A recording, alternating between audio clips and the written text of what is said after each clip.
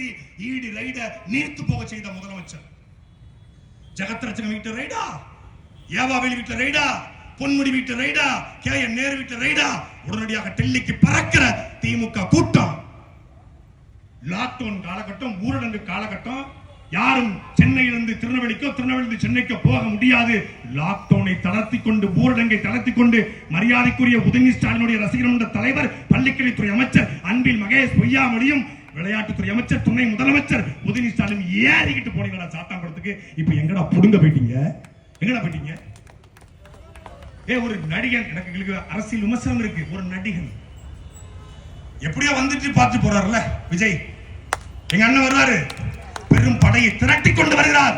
சீமான் ஏன் வரலன்னு கேட்டால, சீமான் வராமலேயே இவ்வளவு பெரிய கூட்டம். சீமான் வந்தா தாங்குமாடா? கொலை வெறிய இருக்கிறா உங்க மேல, கொலை வெறியில. எங்க போனீங்க நீங்க? பெரிய கருப்பன், அமைச்சர், மாவட்ட ஆட்சியர் பொற்கொடி, மானாமதுரை சட்டமன்ற உறுப்பினர் தமிழரசி, பொற்கொடி நிக்குது, தமிழரசி நிக்கிறாங்க, பெரிய கருப்பன் நிக்கிறார். இங்க எதுக்கு ஹரிநாடா நிக்கிறாரு? நீதான் சாதியத்தனாச்சே, சமூக நீதி கட்சியாச்சே, சாதியை ஒழிக்க வந்தவங்க ஆச்சே.